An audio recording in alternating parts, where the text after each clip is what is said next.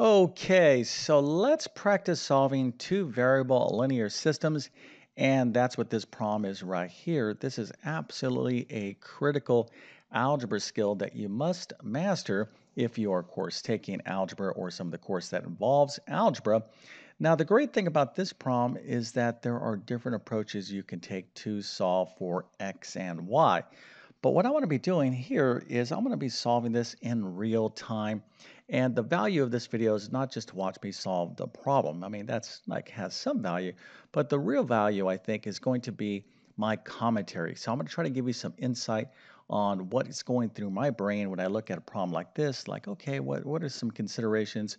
What's going on? What does this really kind of represent? So that's kind of the real, I think, value of this video. But if you can solve this system, that is fantastic. Of course, you are looking to solve for the variables x and y. And again, there are different methods you can use to solve this system. But if you can solve it, well, go ahead and put your answer into the comment section. I'll show you the correct answer in just 1 second. Then, of course, you'll watch me solve this problem in real time. But before we get started, let me quickly introduce myself. My name is John, and I have been teaching middle and high school math for decades. And if you need help learning math, well, check out my math help program at tcmathacademy.com. You can find a link to that in the description below. And if this video helps you out, or if you just enjoy this content, make sure to like and subscribe, as that definitely helps me out.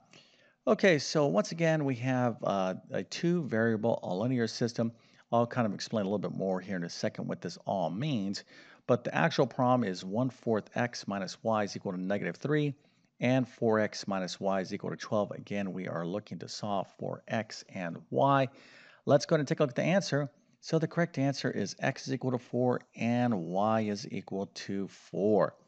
Okay, so how did you do? Well, if you got this right, that is fantastic. Matter of fact, I have to give you a nice little happy face and A plus, a 100%, and multiple stars. So you can tell your friends and family that indeed you are a certified professional expert in solving basic two variable linear systems.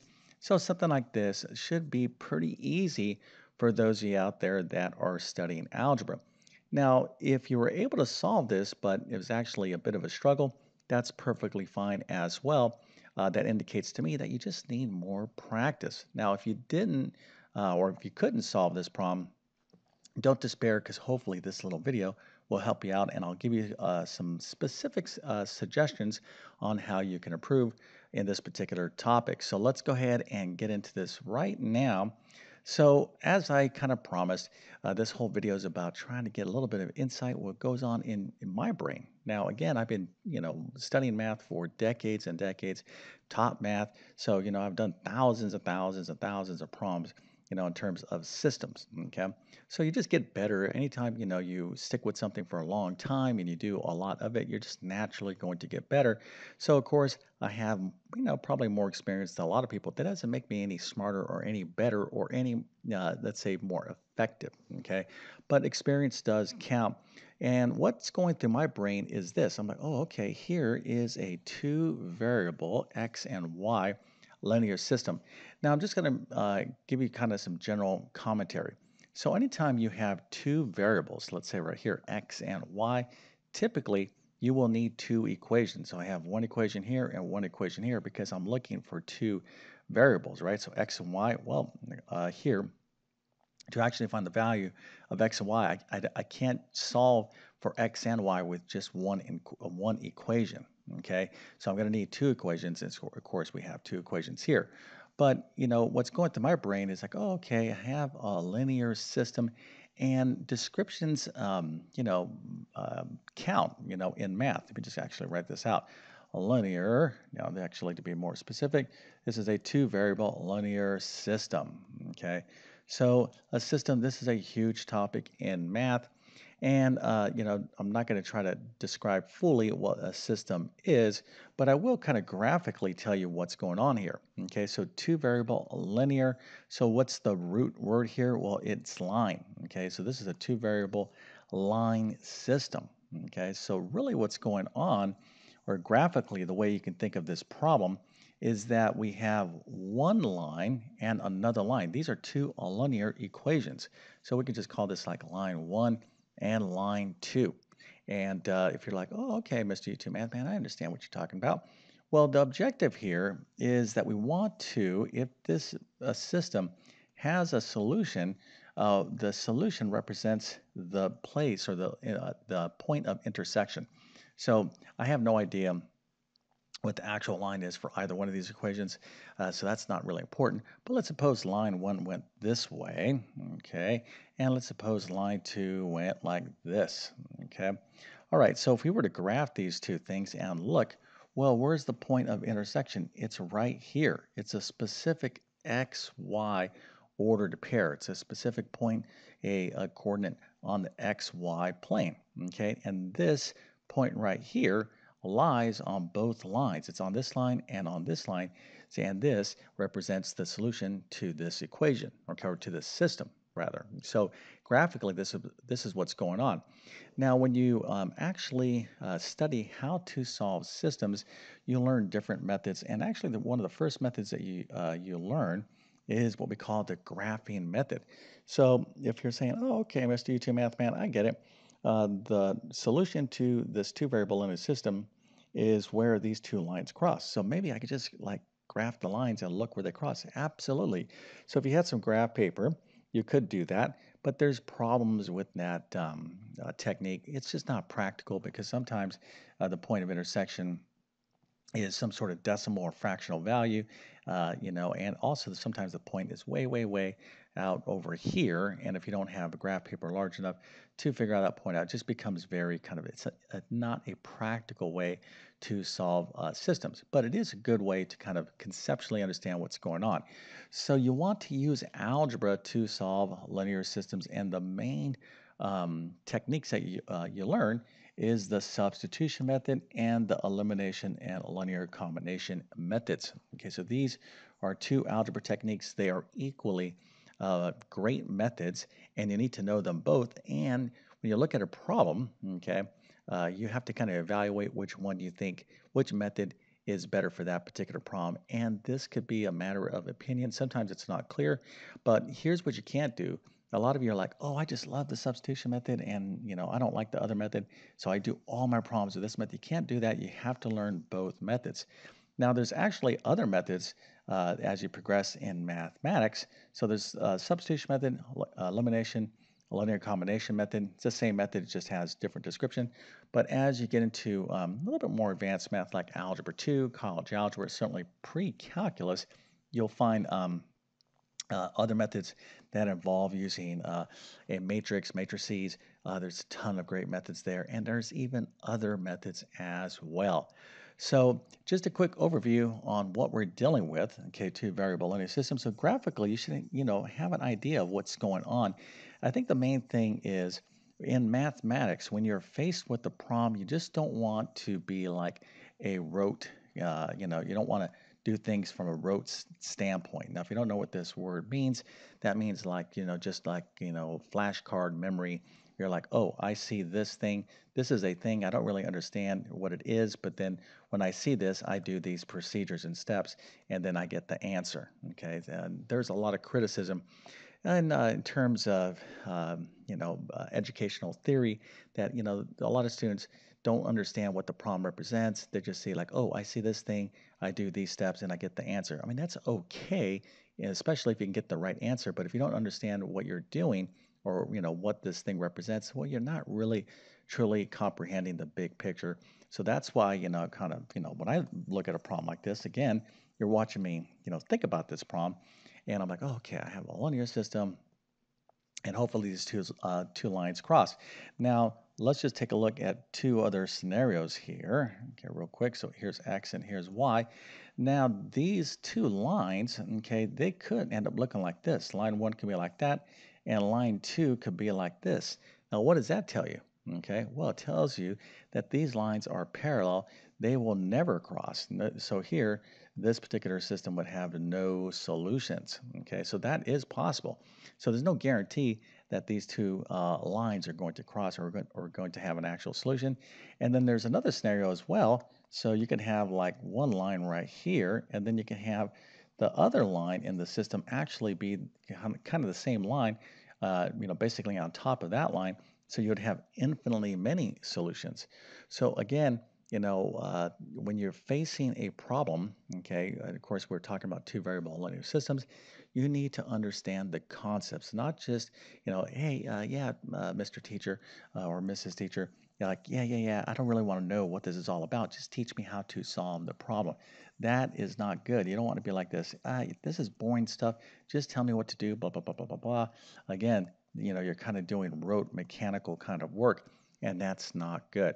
All right, now if you're with me, you're like, yes, Mr. YouTube Math Man, I understand all this stuff. Please get on to how you're going to solve this problem. Okay, so again, I'm trying to give you insight on what's going on into my, kind of into my brain. All right, now here, I'm kind of scanning the problem. I'm like, all right, what can I do here? Can I take the, can I use the substitution method or linear combination method? Well, actually, this particular problem is a good candidate for both methods, but I think I am going to use the substitution method. Now, both methods, the substitution method and the elimination linear combination method, both of these methods really have one goal in mind. Okay, so the goal is to get one equation, one equation with one variable. All right, so that's the goal. You want to create one equation with one variable. So if you notice here, I have two equations with two variables in it. So I have an x and a y, an x and a y. I want to create one equation with either all x's or all y's, okay? Because once I have such an equation, then I can solve for this variable. And once I have this variable, then it's easy for me to solve for the other variable. So these techniques here, these methods have the same goal, okay? Of course, the mechanics are a little bit different, but I am going to use the substitution method. All right, so how does that work? Well, I have four choices. I need to basically solve for one of the variables. So I can solve for the x in a first here, or the y in the first, or I can solve for the x in the second, or the y in the second, okay, equation. So you have four options here, and each one of these is going to give you the right answer. All right, so again, a lot of you could have done this problem in multiple different ways and still got the right answer. So don't overthink it. Don't be like, all right, I'm going to stare at this problem for 10 minutes, and think about what is the most effective way. That is not a good strategy. What you need to do is just look at it, scan the problem, and be like, all right, I think this is pretty good, and just go with it, right? As long as you're taking the right steps after that, because sometimes it's not going to be so clear. So don't overthink it. So in this particular problem, I'm going to solve for the y variable in the second equation. Yeah, I just like, you know what, that looks like a nice variable to solve for. So let's go ahead and solve for this, and of course I'll show you exactly the value of doing this. All right, so hopefully you know how to solve for variables, and if you don't, of course, you're going to have to back up and learn how to deal with linear equations and formulas. But to solve for y, what we need to do is subtract 4x from both sides of the equation. So we're going to end up with negative y is equal to negative 4x plus 12. Okay, now here I have negative y. I want y, so I'm going to divide everything by negative 1. And if you don't understand everything that I'm doing here, you're going to need to do some review. Well, again, I'll give you some suggestions, later on, once we kind of get into this problem. Okay, so to solve for y, I'm going to divide everything by negative 1 because I want a positive y, not negative y. So each one of these terms has to be divided by negative 1. And when I do that, I'm going to end up with y is equal to 4x minus 12. Okay, so y is equal to 4x minus 12. Now, when it comes to the substitution method, what you want to do is put a little box around your work. Okay, now you don't have to do this. I'm just giving you some good techniques here. So you put a little box around it. Now I'm going to kind of abbreviate some of this work here. So in other words, I'm going to kind of drag this up so I can show you what's going on. Okay, so you saw the work. Of course, if you missed it, you can rewind the video. But here's what we have. All right, so I said, all right, I can solve for x here, y here, y here. We went for this y, and when I solve for y in the second equation, it's y was equal to 4x minus 12. Now, I'm putting a little rectangle around it, okay, because this is my starting point, all right, and this is also going to be my ending point, and you'll see why here in a second. All right, now this equation, I solved for the y in the second equation. That means I'm going to replace the y in the first equation. So when you replace when you solve for one variable, one equation, you're going to be replacing it in the other equation. So we're going to be replacing this y with this stuff. Okay, if y is equal to 4x minus 12. Okay, so let's go and do that right now. So we have 1/4 x minus y, and I'll write this right here, 1/4 x minus y. Matter of fact, I'll write the whole thing out, then we'll do the substitution part, is equal to -3. Okay. All right, now this y right here, I'm going to replace with all this stuff. Okay. And when I do that, I'm going to have one equation with all x's. All right, so this is the whole essence of the substitution method. So let's go and do this right now. So I have 1/4 x minus parentheses 4x minus 12, right? Because y here is the same thing as 4x minus 12. So you got to be very careful here. You have to use parentheses or you'll get this problem wrong. A lot of students do not use parentheses. That is another thing. So let me just kind of go back and make this commentary again. When you solve for a variable, like here we solve for y, the expression on this side, always put this in parentheses and always plug in with parentheses because you will make errors. So again, I'm talking out loud. This is what's going through my brain. Because I've been doing this stuff since the 1970s. I have no idea how many of these system problems I've done, but you know what? I'm pretty sure I've had a lot of fun along the way. Okay, so we have 1/4 x minus 4x minus 12. Okay, again, I'm substituting in this y, this expression for this y using parentheses, and it's equal to -3. All right, so hopefully you're like, okay, Mr. YouTube Math Man, I get it. So let's erase this. And now what do we have here? We have one equation with one variable. So we are pretty close to solving this problem. Now, a lot of you are like, what are you talking about? We still got a lot of work here. Well, you know what? At least we got one equation with one variable, and hopefully you're pretty strong at solving linear equations. I'm just drawing this 3 a little bit neater. Now, I'm kind of doing this on the fly a bit because I like to do my work nice and neat. So here I'm kind of talking out loud and writing. So what do we want to do here? Well, we want to solve this equation. There's different ways you can approach this linear equation. Now, I'm looking at this fraction. I'm like, you know what? Let me just get rid of this fraction right now. So the LCD is what? Of this entire term, I have 4 down here as a denominator. This is 1, this is 1. So 4 is the lowest common denominator out of all these terms. Anytime you multiply an equation that has fractions by the LCD, you clear the fraction. So I'm going to multiply everything by 4 and watch what happens. We're going to end up with what? Well, 4 times 1/4 x is going to be x minus 4 times this will be 4, okay, minus 4 times 4x minus 12.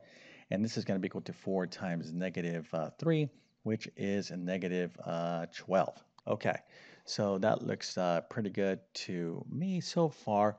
And I'm looking at this. All right, did I make any mistakes? Always double check your work, but I think we look pretty good right here. Okay, so let's go ahead and continue on and solve this nice linear equation here with no fractions. So I have x minus 4 times 4. I got to use the distributive property here. Let me change my little color. So 4 times 4x and 4 times this -12. So -4 times 4x is going to be 16x. -4 times -12 is +48, and that's going to be equal to -12. Okay, so let's go and combine like terms here. I have 1x, positive 1x minus 16x. That's going to give me a -15x right here, plus 48 is equal to -12. Now I can subtract 48 from both sides of the equation. And we're getting pretty close. Matter of fact, I have this down here. Let me erase this work right there. I actually was going to start the problem there, but I got excited and I said, let me just start the problem right now. Okay, so let's go ahead and add down in a column manner. Again, you're watching me do this in real time. I know it's very fascinating, but let's go and finish this part up because we're almost there. We have negative 15x is equal to, we're adding down in a column manner, so 48 minus 48 plus positive 48 minus 48 is 0, so that goes away, and negative 12 plus negative 48 is negative 60.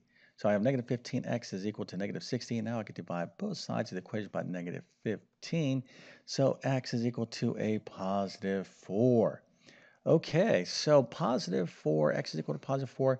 So that means that these two lines, okay, wherever they may intercept, okay, this point here is a specific x-y ordered pair.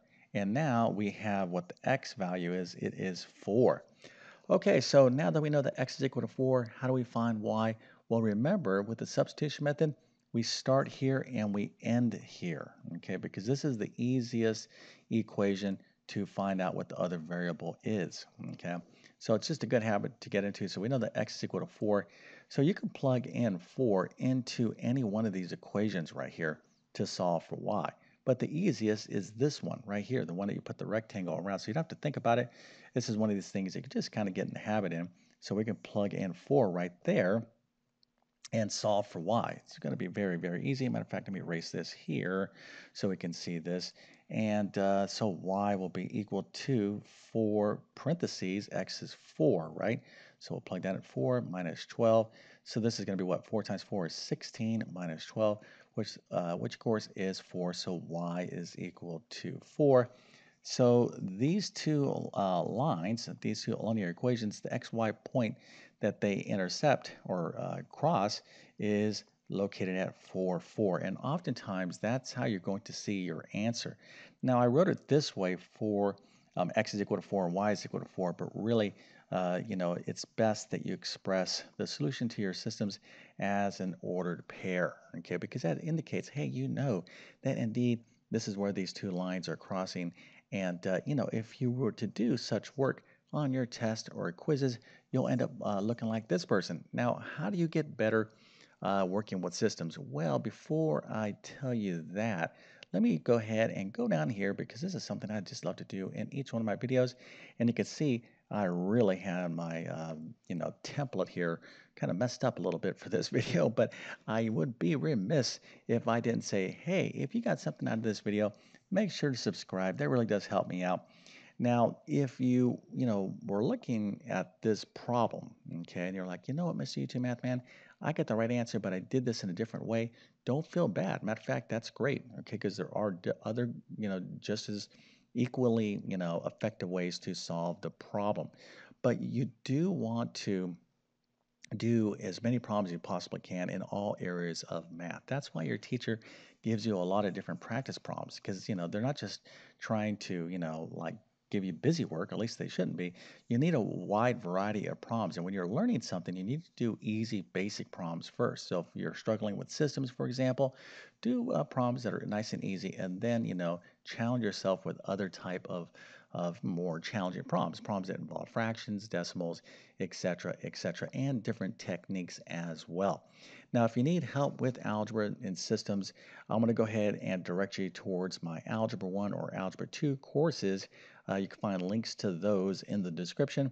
If you're at a higher level of math like pre-calculus, I'll leave a link to that course in the description as well. But typically, it's pretty common for most students to start studying systems in like pre-algebra, but linear systems can get pretty exciting.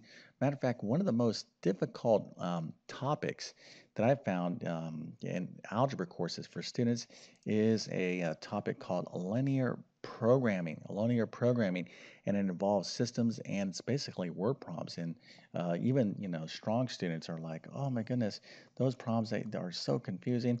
So if you need help with those, you'll find those in my Algebra 1, Algebra 2 courses again.